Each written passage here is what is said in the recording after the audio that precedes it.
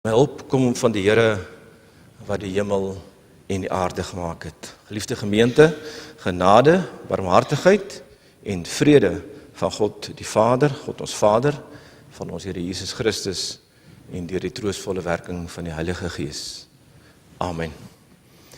Ons loflied in die begin van ons erediens is Psalm 18, ons sing daarvan vers 1 en 14 en dan bly ons staan vir die geloofsbelijdenis.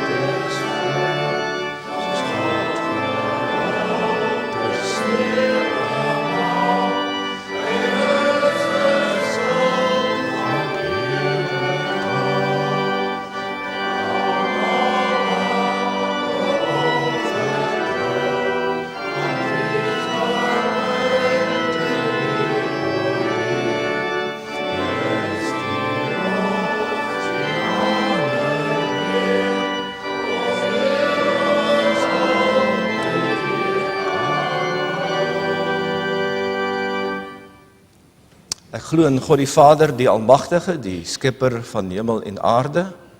Ek glo in Jesus Christus, sy eniggebore Seun, ons Here, wat ontvang is van die Heilige Gees, gebore uit die Maagd Maria, wat gelei het onder Pontius Pilatus, gekruisig is, gesterf het en begrawe is, en wat die angste van die hel tot in die dood toe ondergaan het, maar wat op die derde dag opgestaan het uit die dood, opgevaar het na die hemel, en sit aan die regterhand van God, die Almagtige Vader, waarvandaan hy sal kom om die lewendes en die dooies te oordeel. Ek glo in die Heilige Gees, ek glo in 'n heilige algemene Christelike kerk, die gemeenskap van die heiliges, ek glo aan die vergifnis van sondes, ek glo aan die opstanding van die liggaam en ek glo aan 'n ewige lewe. Amen.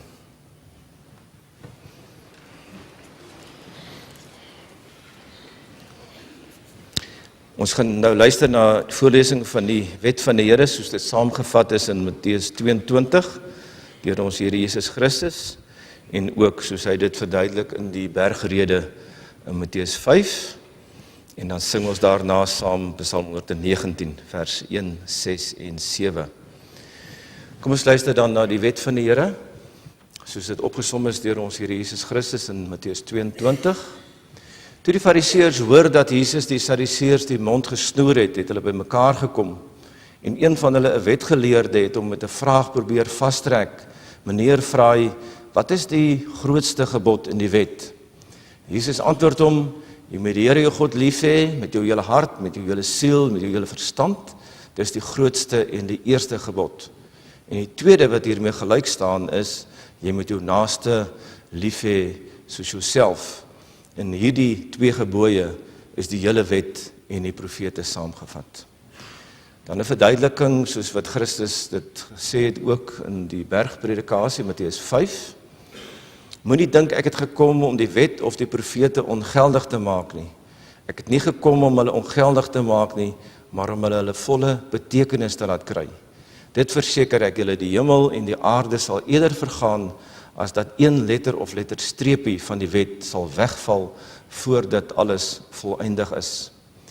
Wie dan ook een van die geringste van hierdie gebooie ongeldig maak, of die mense so leer, sal die minste geag word in die koninkryk van die hemel. Maar wie die wet gehoorsaam en ander so leer, sal hoog geag word in die koninkryk van die hemel.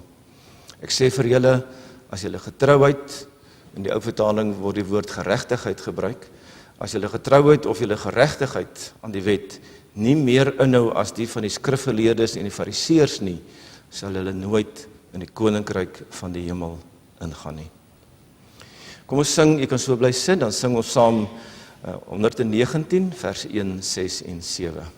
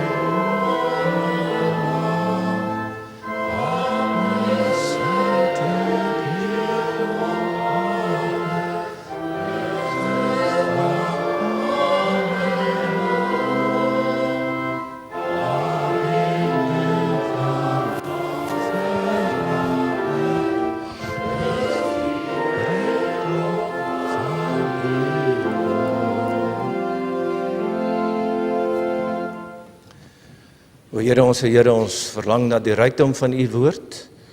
Daarom bid ons dat u nou deur die woord en gees ook wat u vir ons wil sê aan ons bring. Gee dat ons daardeur u stem sal hoor en werkkragtig deur u gees in ons harte. Ons dankie dat ons deel kan wees van u kerk, dat u ons ingebring het in u familie as broers en susters. En ons bid dat u ook ons sal versterk waar ons hier saam is in hierdie erediens en ook met die gebruik van die sakrament van die heilige nagmaal. Versterk ons geloof dat u ons Vader is en ons u kinders. En gee dat dit 'n werklikheid in ons lewe sal wees. Dat ons soos waardige kinders van u sal leef.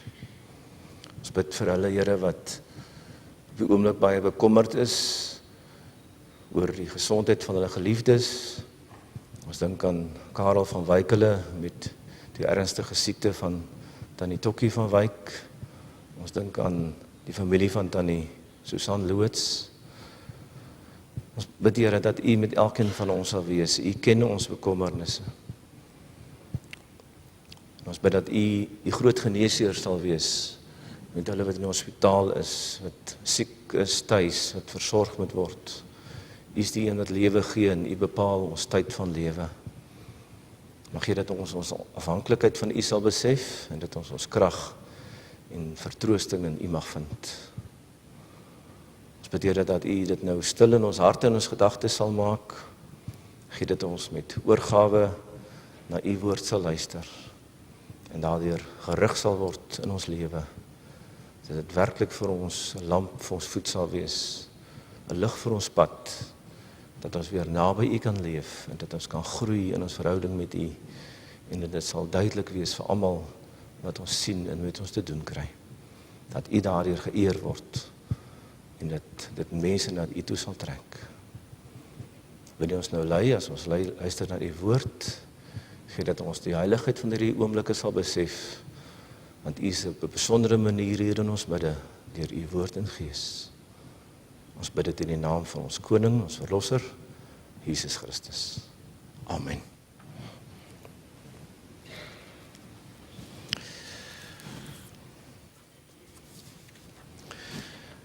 Geliefdes, ons gaan 'n gedeelte lees uit 1 Johannes 3, vers 1 tot 10, en dan ook in die preek self verwys na enkele 2 ander skrifgedeeltes. Kom ons luister na die Here se woord, en ons bid dat die Here deur sy gees ook vir ons sal duidelik maak wat hy vir ons wil sê. 1 Johannes 3, vers 1 tot vers 10. Kyk watter groot liefde die Vader aan ons bewys het. Hy noem ons kinders van God, en ons is dit ook. En die wêreld ken ons nie, omdat dit hom nie ken nie. Geliefdes, ons is nou reeds kinders van God. Dit is nog nie geopenbaar wat ons sal wees nie, maar ons weet dat wanneer Jesus kom, ons soos hy sal wees. Ons sal hom sien soos hy werklik is. Elkeen wat hierdie verwagting in verband met hom koester, hou homself rein, soos wat Jesus rein is. Elkeen wat sonde doen, oortree die wet van God. Sonde is immers die oortreding van die wet. Julle weet dat Jesus gekom het om die sondes weg te neem, en daar is geen sonde in hom nie. Iemand wat in hom bly, hou nie aan met sondig nie. Iemand wat aanhou sondig, het hom nie gesien nie en ken hom nie. Liewe kinders, moenie dat iemand julle mislei nie.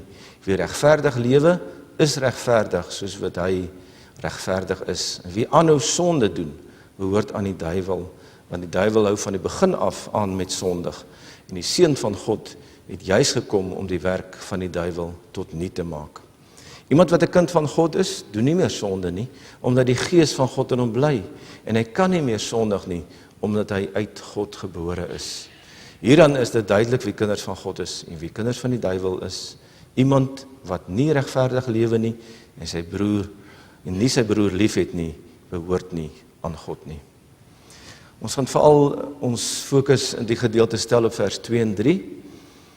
Ons is nou reeds kinders van God, dit is nog nie geopenbaar wat ons sal wees nie, maar ons weet dat wanneer Jesus kom, ons soos hy sal wees. Ons sal hom sien soos hy werklik is.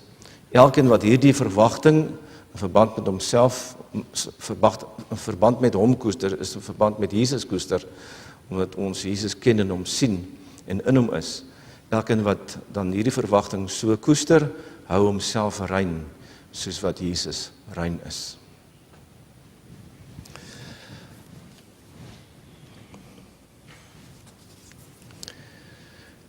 Geliefdes, die hoofgedagte uit hierdie gedeelte is, wat God vir ons sê, julle is kinders van God, leef dan nou, soos kinders van God. Die 2 punte wat hierin beklemtoon word, vanuit die gedeelte is, diegene wat wedergebore is, en hulle bekeer het, en in God glo, is 'n nuwe mens. En tweedens dan, is die fokus op die leefwyse van God se kinders. Geliefdes, God bevestig telkens aan ons, dat hy ons Vader is, en dat ons sy kinders is. Hy doen dit deur sy woord, hy doen dit deur sy gees, hy doen dit met die heilige sakramente, soos vanoggend weer met die heilige nagmaal, maar hy doen dit baie keer ook sommer in die algemeen met gebeurtenisse in ons lewe, dat hy vir ons bevestig, dat ons nog sy kinders is. Maar kom ons luister weer vanoggend wat dit werklik vir ons beteken. Hier in vers 2 en 3 hoor ons dan veral waar Johannes wat die brief geskryf het onder leiding van die Heilige Gees sê, ons is nou reeds kinders van God. Dit is nog nie geopenbaar wat ons sal wees nie, maar ons weet dat wanneer Jesus kom, ons soos hy sal wees. Ons sal hom sien soos hy werklik is. Elkeen wat hierdie verwagting in verband met hom koester, hou homself rein, soos wat Jesus rein is. So die kern hiervan is, soos wat dit in die boodskap sê, 'n ware feit, 'n goddelike feit, julle is kinders van God. Maar met elke goddelike feit wat ons in God se woord hoor, is daar ook die opdrag wat daaruit voortspruit. Leef dan nou soos kinders van God. Dit bring ons by ons eerste punt van hierdie boodskap. Diegene wat wedergebore is en hulle bekeer het en God glo, is nou nuwe mense. As ons teruggaan na vers 2 toe, dan staan daar, ons is nou reeds kinders van God. Wie is die ons waarna hier verwys word? Dit is mense met wie iets gebeur het. Mense wat nou anders is. Hulle was nie vroeër so nie. Hulle was vroeër anders. En daarom moet ons ook weet of dit ons insluit. En as ons terugkyk na vers 1 toe, dan begin dit met God se barmhartigheid, sy genade. Hy sê, kyk watter groot liefde die Vader aan ons bewys het. En dit het die verskil gemaak in ons lewe. Dis die rede agter alles, die liefde van God, sy onverstaanbare genade. Dit gaan dus oor die mense natuurlike posisie voor God. En daarom die vraag, wat het God se liefde hiermee te doen? Wat het sy genade hiermee te doen? Hoekom moet hy ons genadig wees? Was daar dan fout? As mens gewoonlik iemand genadig is, dan help jy iemand op 'n manier. Wat is fout? Wat was dan verkeerd? Ons hoor dit baie duidelik as ons nou verder in hierdie gedeelte lees van vers 3 af verder. Dan hoor ons hoe dit was. Ons hoor hoe dit is. En ons hoor hoe dit behoort te wees. As ons mooi na die woorde luister in vers 4 en verder, dan hoor ons woorde soos sonde, ons hoor woorde soos aanhou sondig, ons hoor woorde soos oortreding, ons hoor woorde soos ons sien en ken God nie, ons hoor selfs woorde soos ons behoort aan die duiwel, ons is kinders van die duiwel. Dis hoe die mens is by sy geboorte. By geboorte, as gevolg van die sonde, is ons nie 'n kind van God nie. Dis wat verkeerd is. Maar dan hoor ons in die gedeelte ook, wat is reg? As ons na die woorde luister, van vers 4 tot 10 verder ook, en ook van vers 3, dat ons soos Jesus moet wees, dat ons rein moet wees, dat daar geen sonde in ons moet wees nie, dat ons nie moet aanhou sondig nie, dat ons regverdig moet wees, dat ons lewe regverdig moet wees, dat ons God moet sien en ken soos hy werklik is, dat ons broer en suster moet lief hê. Dit is hoe dit behoort te wees.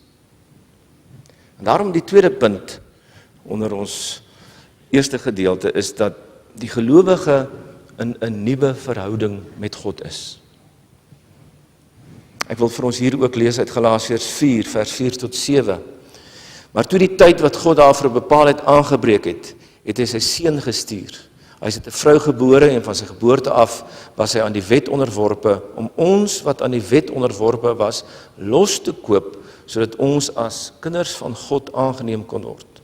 En omdat ons sy kinders is, het God die gees van sy Vader in ons harte gestuur, en in ons roep hy uit Abba, dit beteken Vader. Jy is dus nou nie meer 'n slaaf nie, 'n slaaf van die sonde nie. Jy is nou kind van God. En omdat jy sy kind is, het God jou ook sy erfgenaam gemaak. Dit gaan hier alles oor wedergeboorte en bekering en geloof. Dat jy nou weer kind van God is. Dit bring 'n verandering ook in jou aardse verhoudinge, in jou aardse verwantskappe. Aardse verhoudinge is dan nou nie meer die belangrikste in jou lewe nie.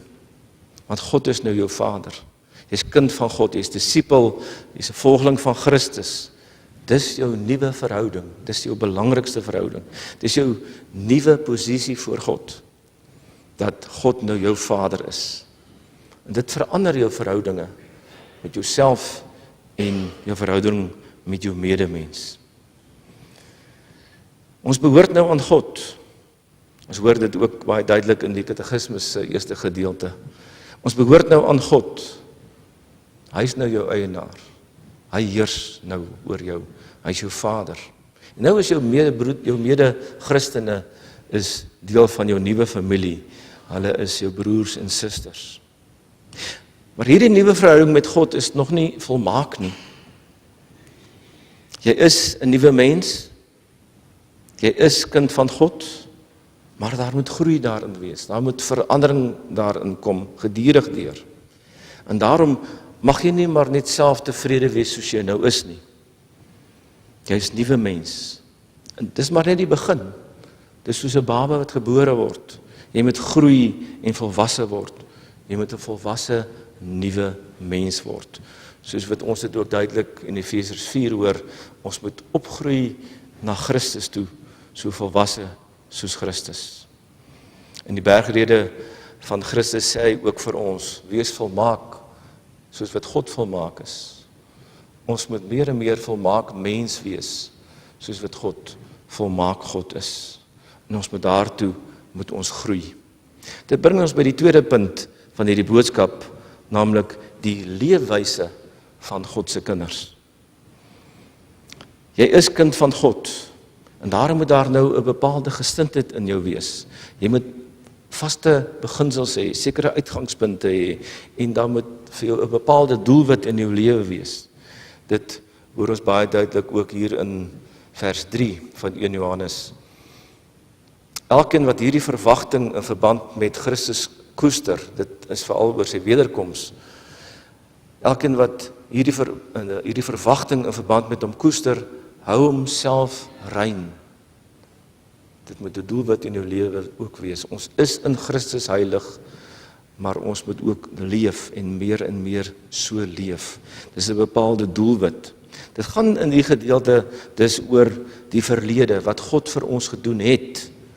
Dit gaan oor die toekoms, ons verwagtinge wat ons het, maar dit gaan ook oor vandag, hoe dit nou moet wees. God het jou 'n kind van hom gemaak, maar hy maak ons ook daagliks meer en meer heilig. En daarom moet ons ook so lewe. En dit bepaal jou manier van lewe. Dit bepaal jou hele leefwyse. Daarom, wat ons ook in die gedeelte hoor, 'n blye toekomsverwagting. Ja, 'n kind van God het 'n blye toekomsverwagting. Jy ken en sien God nou reeds. Jy lewe nou al in sy teenwoordigheid. Maar dit is nog steeds gebrekkig en onvolmaak. Daar wag vir ons nog iets groter, iets beter. Ons het reeds die nuwe lewe ontvang. Wat baie mense baie keer verkeerd verstaan, dat ons sê ons het die ewige lewe, maar ons sal dit eers later kry. Ons het die ewige lewe nou, reeds, en ons sal dit volmaak ontvang in die toekoms. Daarom is dit deel van ons toekomsverwagting. Ons stel ons hoop op iets wat nog nie is nie, wat ons nog nie ontvang het nie. Daar gaan dus iets meer wees. Ons hoor dit baie duidelik in Romeine 8 van vers 14 tot 17. Almal wat hulle deur die Gees van God laat lei, is kinders van God. Weer 'n bevestiging van ons kindskap. Die Gees wat aan julle gegee is, maak julle nie tot slawe nie en laat julle nie weer in vrees lewe nie. Nee, julle die Gees ontvang wat julle tot kinders van God maak en wat ons tot God laat uitroep, Abba, dit beteken Vader. Hierdie Gees getuig ook saam met ons gees dat ons kinders van God is. En omdat ons kinders is ons ook erfgename. Ons is erfgename van God, erfgename saam met Christus. Aangezien ons deel het aan sy lyding, sal ons ook deel hê aan sy heerlikheid. Die wat hy lank tevore verkies het, het hy ook bestem om gelykvormig te wees aan die beeld van sy seun, sodat sy seun baie broers en susters kan hê, van wie hy die eerste is. Die wat hy daartoe bestem het, het hy ook geroep. En die wat hy geroep het, het hy ook vrygespreek. En die wat hy vrygespreek het, het hy ook verheerlik. Ons is nou reeds kinders van God. Ons het nou reeds deel aan God se heerlike goedheid. Maar daar's nog meer. Het is nou maar net die begin. Die volheid van God se genade kom nog. En as ons kinders van God bly, as ons gaan volhard in die geloof, dan gaan God ons volmaak verheerlik. Hy gaan vir ons altyd wegvat uit die sonde uit, wegvat uit alles wat sondig en onheilig is, en hy gaan ons verander, dat ons uiteindelik daardie volmaakte mens sal wees, wat hy ook van ons eis.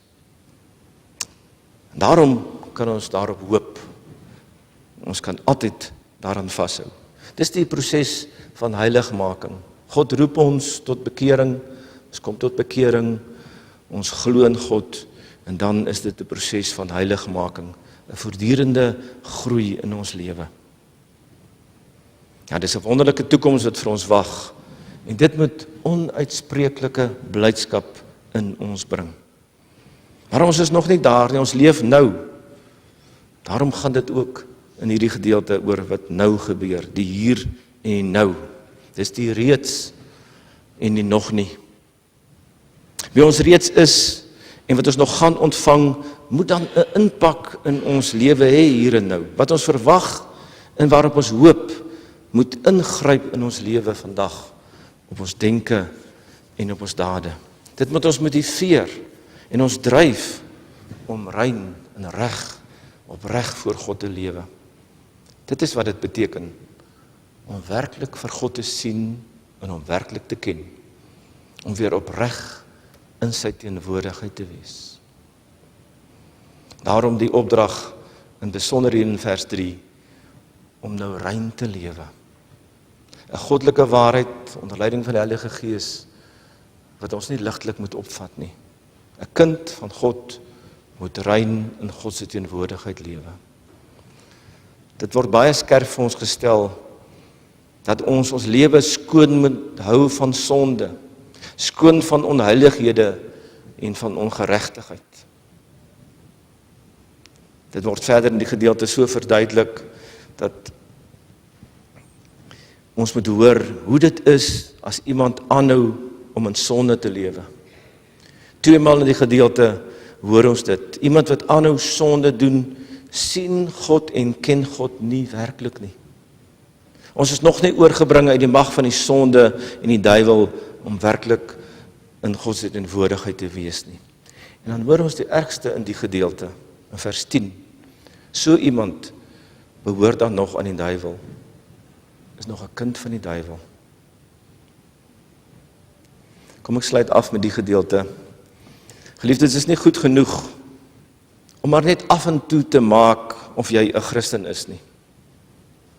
Maar so af en toe, as daar oor 'n saak gepraat word, so 'n Christelike sousie oor die ding te gooi nie. Dit is nie maar goed genoeg om maar net 'n Sondag Christen te wees nie. Dit is nie goed genoeg om maar net 'n nagmaal Christen te wees nie. En tussendeur, dink en maak jy maar net soos jy wil, selfs baie keer in stryd met wat God sê. Nie elkeen van ons wat bely dat ons kinders van die Here is, moet in die lig van God se woord en onder leiding van God se Gees voortdurend seker maak of dit werklik so is. Ons kan nie maar net sê ons is kind van God, maar ons lewe wys dit nie. Wat ons bely, wat ons werklik glo en wat ons doen, moet by mekaar uitkom. Wie ons reeds is en wat ons nog gaan ontvang, moet werklike impak in ons lewe hê hier en nou. Wat ons verwag, waarop ons hoop, moet ingryp in ons lewe, op ons denke, op ons dade. Dit moet ons motiveer en ons dryf om meer en meer reg voor God te lewe.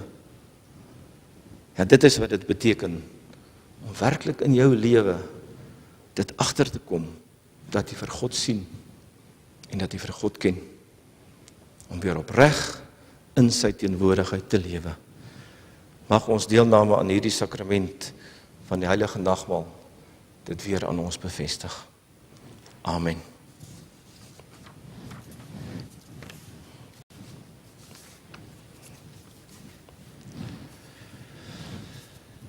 Geliefdes van ons Here Jesus Christus, luister na die instellingswoorde van die heilige nagmaal wat ons Here Jesus Christus gesê het, soos dit deur die apostel Paulus beskryf word. Ek het van die Here ontvang wat ek ook aan julle oorgelewer het, dat die Here Jesus in die nag waarin hy verraai is, brood geneem het, en nadat hy gedank het, het hy dit gebreek en gesê, neem eet, dit is my liggaam wat vir julle gebreek word, doen dit tot my gedagtenis. Net so ook die beker na die ete met die woorde, hierdie beker is die Nuwe Testament in my bloed, doen dit so dikwels as julle daaruit drink, ook tot my gedagtenis. Weet dan, want so dikwels as julle hierdie brood eet en dit hierdie beker drink, verkondig julle die dood van ons Here totdat hy kom. Wie dan op 'n onwaardige wyse hierdie brood eet of van hierdie beker van die Here drink, sal skuldig wees aan die liggaam en die bloed van die Here. Maar die mens moet homself beproef, die mens moet homself ondersoek en so van die brood eet en so van hierdie beker drink. Om die nagmaal reg en tot ons troos te vier, is dit nodig dan om onsself vooraf reg te ondersoek en ons moet dit dan tot sy gedagtenis gebruik. Eerstens dan die selfondersoek, die ware selfondersoek bevat hierdie 3 hoofpunte. Eerstens, ons moet nadink oor ons sonde en oor ons vervloeking. En ons moet diepe berou hieroor voor God verootmoedig. Ons moet die vaste belofte van God glo, dat al ons sondes alleen op grond van die versoening van Christus vergewe is, en dat sy volkome geregtigheid ons toegereken en geskenk is. Dit wat ons gehoor het ook in die gedeelte vooraf, dat as ons geregtigheid nie meer is as die van die fariseërs en die skrifgeleerdes nie, dan lewe ons nie volgens die wet van God nie. Dis die geregtigheid wat ons in Christus ontvang het. Ons moet die opregte begeerte hê om met ons hele lewe dank aan God te bewys, opreg vir hom te lewe, rein vir hom te lewe, en in ware liefde en eensgesindheid ook met mekaar te lewe. Wie so gesind is, wil God in genade aanneem, wil hy ons waardig maak, en wil hy ons dan in die seëninge van die nagmaal laat deel. Maar hulle wat hardnekkig en sonder berou God se gebod oortree, eet en drink 'n oordeel oor hulself. Daarom verkondig ons aan alle afgodsdienaars, towenaars en waarsêers en die wat hulle glo, godslasteraars en skeermakers in die kerk en staat, mynediges en ongehoorsaames, moordenaars en twissoekers, egbrekers, hoereerders, dronkaards, diewe, rowers, dobbelaars en gierigaards, om nie na die nagmaal van die Here te kom nie. Want niemand wat nog so liefdeloos en aanstootlik lewe, het deel aan die ryk van Christus nie, is nie onder die koningskap van God nie.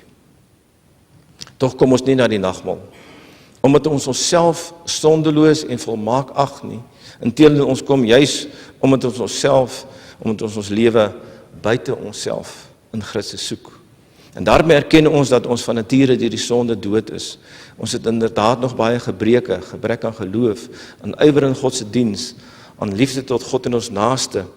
Ons het egter deur die genade van die Heilige Gees van harte berou oor ons sonde en ons begeer opreg om meer en meer volgens al die gebooie van God te lewe. Daarom kan ons seker wees dat God ons in genade aanneem en dat hy ons waardig maak om deel te hê aan hierdie sakrament, aan hierdie hemelse spys en drank. Dit was die eerste deel oor selfondersoek, dat ons dit tot sy gedagtenis moet gebruik, terugdink aan wat hy vir ons gedoen het. Die Here leer ons die doel van die nagmaal wanneer hy sê, doen dit tot my gedagtenis. Om dit te doen moet ons opreg glo dat hy deur die Vader na hierdie wêreld gestuur is, dat hy ware mens geword het en as sondelose lam die toorn van God gedurende sy hele lewe op aarde vir ons gedra het. Hy het met volmaakte gehoorsaamheid God se wet vir ons vervul. Hy het ons smaad gedra sodat ons nooit weer tot skande sou word nie. Hy is onskuldig ter dood veroordeel sodat ons voor die gerig van God vrygespreek kan word. Hy is in die kruis gespyker om die skuldbrief van ons sondes daar vas te naal. So het hy ons vervloeking op hom geneem om ons met sy seëninge te vul. Hy het helse pyn en smart en bange Godverlatenheid gelei toe hy uitgeroep het, my God, waarom het U my verlaat? Daarmee het hy dit na ons toe gebring en vir ons gegee dat ons nooit deur God verlaat sal word nie. Uiteindelik het hy met sy dood en bloedstorting aan die kruis die ewige genadeverbond bekragtig met die woorde, dit is volbring. Wanneer ons so aan hom dink, Dan word die tekens van brood en wyn telkens weer 'n versekering dat hy hom in ons plek oorgegee het, dat hy ons so seker met sy liggaam en bloed voed as wat ons hierdie brood en wyn eet en drink. En so wil die lewende Christus deur sy Gees ons van sy liefde verseker en ons tot die vaste wete bring dat ons ook tot hierdie genade verbond behoort, dat ons weer sy kinders is en God ons Vader. En elke maal as ons nagmaal vier, verkondig ons dan sy dood totdat hy kom. Daarom laat die fees van die nagmaal ons ook met groot verlange uitsien. Dit is ons toekomsverwagting. Dit laat ons uitsien na die bruilofsmaal van die Lam. So leer die nagmaal ons om die enige kruisoffer van ons Here Jesus Christus as die enigste gronde vir ons saligheid en die geloof te omhels. Daar is sy liggaam gebreek en sy bloed vergiet tot 'n volkomme versoening van al ons sondes en het hy vir ons die ware voedsel en drank van die ewige lewe geword. Deur sy dood het hy ook vir ons die lewendmakende Gees verwerf wat ons aan Christus in ware gemeenskap verbind en ons in al sy rykdomme laat deel. Dieselfde Gees bind ons ook as lede van een liggaam in ware liefde saam. Omdat ons almal aan die een brood deel het, so is ons almal ook een liggaam. Daarom moet ons almal wat deur die geloof in Christus ingelyf is, hierdie eenheid in liefde ook met woord en daad teenoor mekaar bewys. Maar God deur sy Gees ons ook daartoe help. Amen. Dat is dan nou eers ons voor God verootmoedig en om gelowig om sy genade aanroep. Kom ons bid saam. Barmhartige God en Vader, ons dank U dat ons hierdie troostvolle gebeurtenis van U Seun Jesus Christus se bittere dood mag gedenk met hierdie sakrament. Ons bid U gee deur U Heilige Gees 'n opregte vertroue in ons hart om ons al meer aan U Seun oor te gee, sodat ons met hom die hemelse brood verkoop word en nie in ons sonde nie, maar in hom mag lewe. Verseker ons dat U ons genadige Vader is en dat ons U kinders is en U erfgename. Help ons om voortdurend onsself te verloon, om ons enigste verlosser en heiland te bely en met verlange te wag op sy terugkoms, wanneer hy ons in ewigheid tot hom sal neem. Verhoor ons, o God en barmhartige Vader, om Christus ontwil. Amen. Kom ons sing nou uit Psalm 23 vers 1 en 3, terwyl ons dan ook die tafel van die Here voorberei. Amen.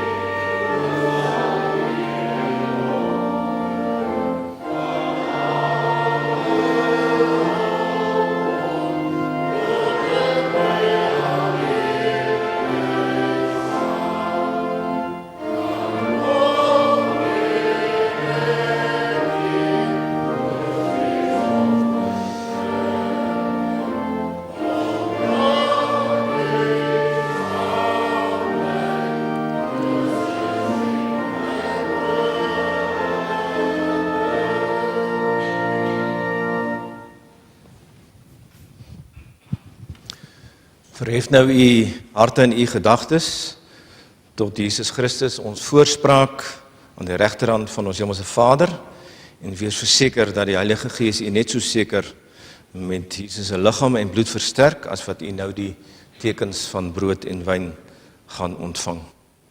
U word nou uitgenooi van die middelste blok af, om te kom aansit aan die tafel van die Here.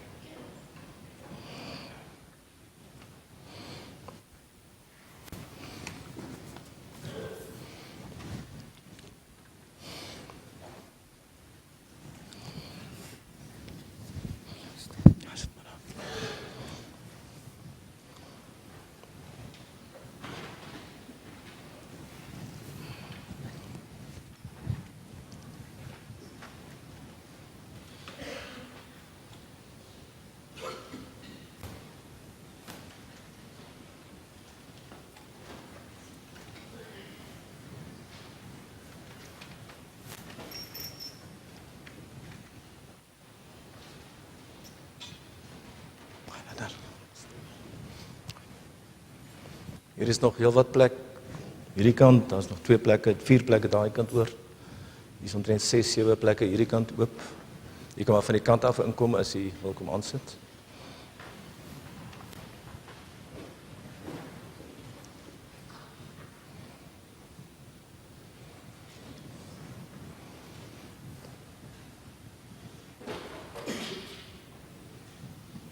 Twee plekke hier oop, hier is 2 plekke die kant nog oop, as jy wil gaan aansit, hier is 2 of 3 plekke aan my linkerkant oop.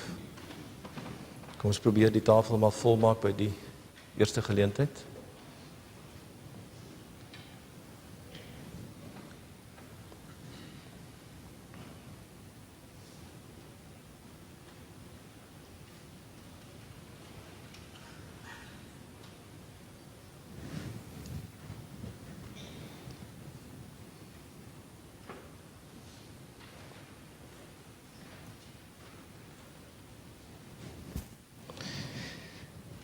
Die brood wat ons breek, is ons gemeenskap met die liggaam van ons Here Jesus Christus. Neem, eet elkeen daarvan. Glo dat die liggaam van ons Here Jesus Christus aan die kruis gebreek is, tot volkome versoening van al ons sondes.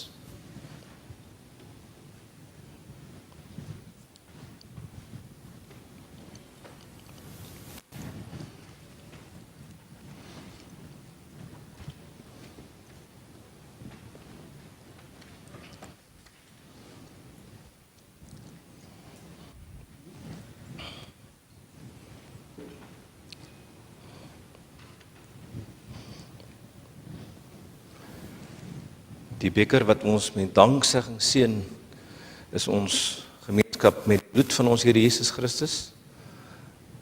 Neem, drink almal daaruit.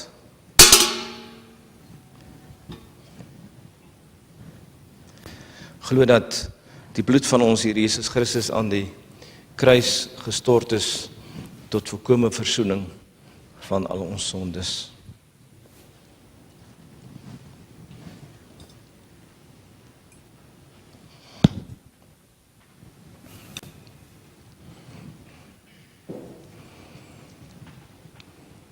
Ons luister na die hoëpriesterlike gebed van ons Here Jesus Christus in Johannes 17. Want dat Jesus dit gesê het, het hy na die hemel toe opgekyk en gesê: Vader, die tyd het gekom, verheerlik u die Seun, sodat die Seun u kan verheerlik. U het hom immers die volmag oor die hele mensdom gegee, om aan almal wat u hom gegee het, die ewige lewe te gee. En dit is die ewige lewe, dat hulle u ken, die enigste ware God en Jesus Christus wat deur u gestuur is. Ek het u op die aarde verheerlik deur die werk te volbring wat u my gegee het om te doen. Verheerlik u my nou ook by u, Vader, met die heerlikheid wat ek by u gehad het voordat die wêreld bestaan het.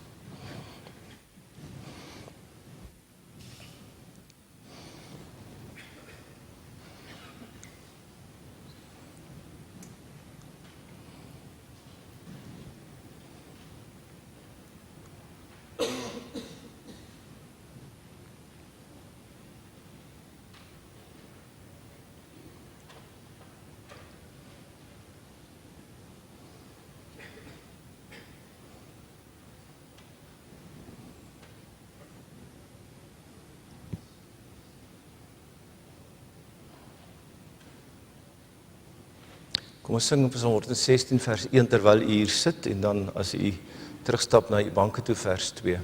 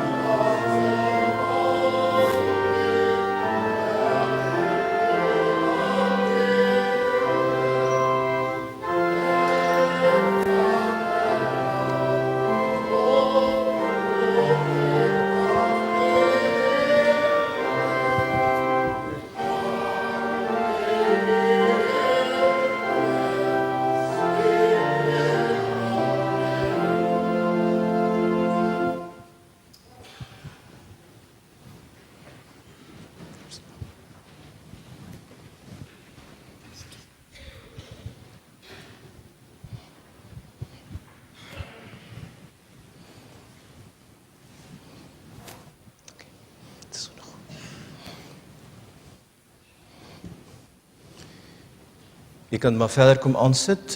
Is daar broers en susters in die consistorie of in die saal is, moederskamer kan u gerus kom aansit. Ek dink die res van die gemeente kan ook kom aansit. Ons behoort af te sluit met hierdie tafel.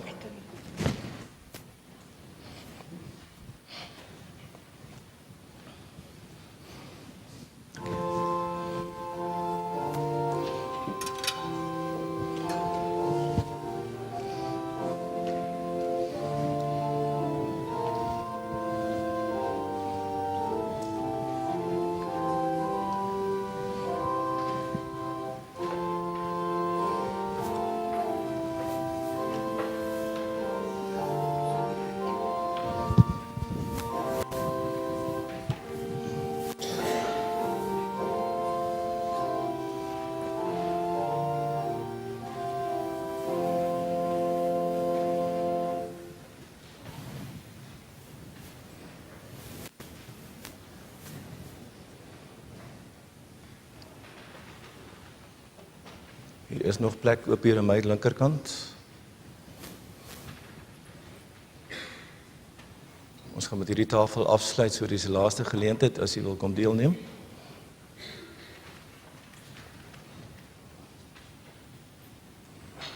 Ons vra dat as daar lidmate in die banke is wat wil hê die diakens met u bedien, met u asseblief hand opsteek dat hulle dit kan sien. Ons gaan dit nou by die geleentheid doen. Daar by Orrie, ons gaan dit nou daarna doen. Die brood wat ons breek, is ons gemeenskap met die liggaam van ons Here Jesus Christus. Neem eet elkeen daarvan en glo dat die liggaam van ons Here Jesus Christus aan die kruis gebreek is tot volkomme versoening van al ons sondes.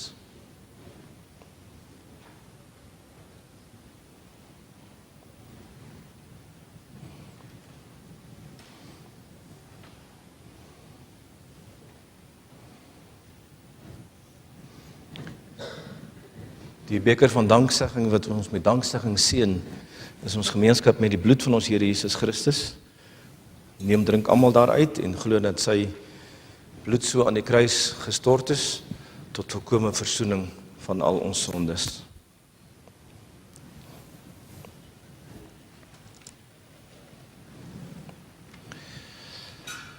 Ek het die naam bekend gemaak aan die mense wat u my uit die wêreld gegee het. Hulle het aan u behoort en u het hulle aan my gegee en hulle het u woord ter harte geneem. Nou weet hulle dat alles wat u my gegee het van u afkom, want die woorde wat u my gegee het, het ek aan hulle gegee. Hulle het dit aangeneem en tot die oortuiging gekom dat ek waarlik van U gekom het en hulle het geglo dat U my gestuur het. Ek bid vir hulle, ek bid nie vir die wêreld nie, maar vir die wat U my gegee het, omdat hulle aan U behoort. Almal wat aan my behoort het, behoort aan U, en wie aan U behoort het, behoort aan my, en ek word deur hulle verheerlik.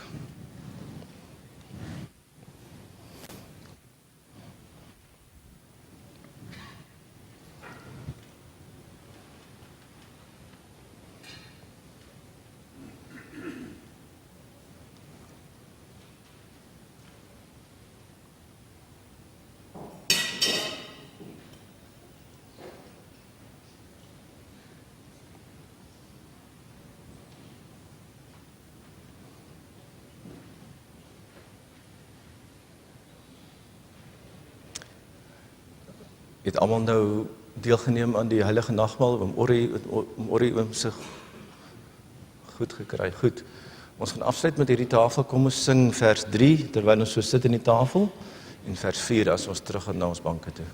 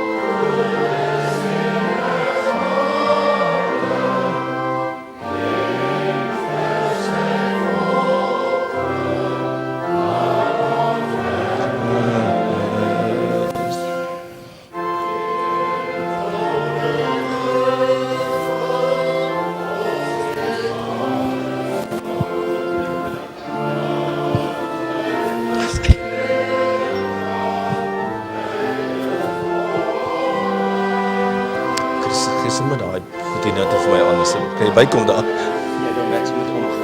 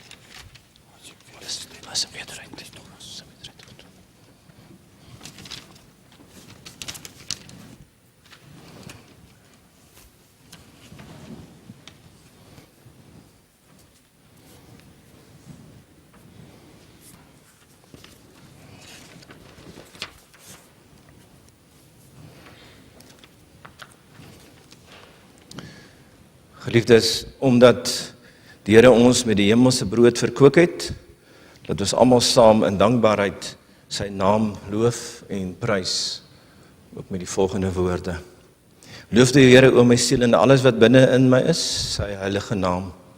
Loof die Here o my siel en vergeet geen een van sy weldade nie, wat al jou ongeregtigheid vergewe, wat al jou krankhede genees, wat jou lewe verlos van die verderf, wat jou kroon met goedertierenheid en barmhartighede. Barmhartig en genadig is die Here, lankmoedig en groot van goedertierenheid, want sy hoog as die hemel is bo die aarde, so geweldig is sy goedertierenheid oor die wat hom vrees. So ver as die ooste verwyder is van die weste, so ver verwyder hy ons oortredinge van ons. Soos 'n vader hom ontferm oor sy kinders, so ontferm die Here hom oor die wat hom vrees.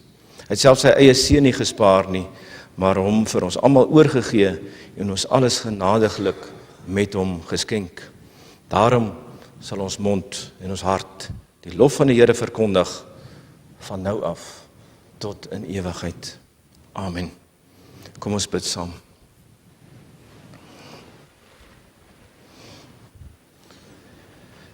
Barmhartige God en Vader, ons dank en loof U dat U die heerlike beloftes van die evangelie van die verlossing in Christus ook weer met hierdie sakrament van die nagmaal aan ons bevestig het. Ons dank U dat U U eniggebore seun geskenk het as 'n middelaar en offer vir ons sondes. Ons dank U vir ware geloof wat ons deel kry aan hierdie offer van U seun.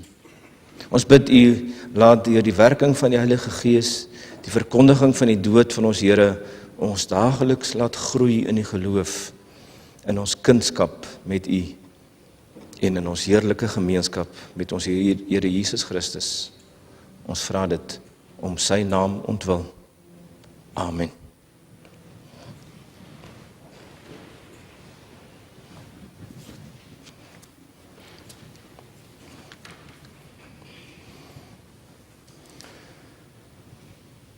As nabetragting nadat ons deel gehad het aan die sakrament van die Here, lees ek vir ons die beruiming van Romeine 8, vers 33 tot 39. Dis die Paastriomf, skrifberuiming 5:4. Laat ons met hierdie gedagte dan ook hierdie geleentheid afsluit. Wie kan ons voor die regterdag God se uitverkore kind verklaag? Waar is die mond wat durf verdoem as God sy kind regverdig noem? Dis Christus wat die skuld wou dra, die dood vir ons gesterf het, ja, wat opgewek in glorie sit en altyd deur vir ons wil bid. Wie sal ons van die skuldstraf vry, van Christus en sy liefde skei? Verdrukking of vervolgingsnag, benoudheid wat ons hier nog wag. Of honger, naaktheid of gevaar, die swaard van die geweldenaar. As skape word ons nou geag, klaar vir die mes wat ons wil slag. Maar nee, ons sal oorwinnaars bly, deur hom vir wie ons leef en ly. Ja, ek weet gewis, geen lewe of dood, geen engele mag bo menslik groot, geen skepsel in die skepping wyd, geen ding in tyd of ewigheid. Niks kan ons van Gods liefde skei, wat ewig vas in Christus bly. Amen.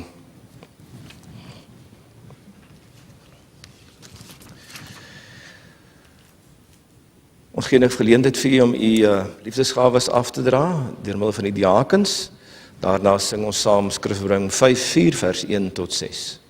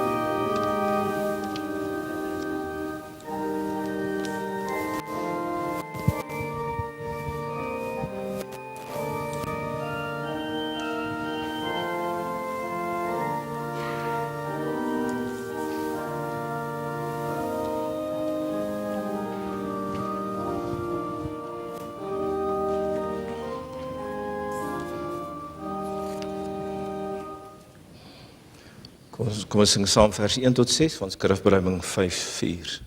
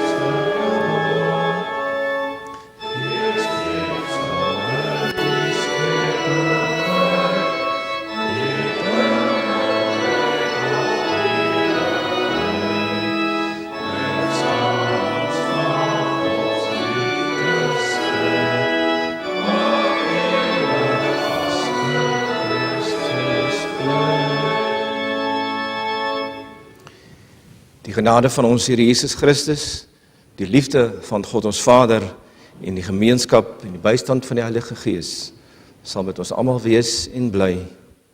Amen.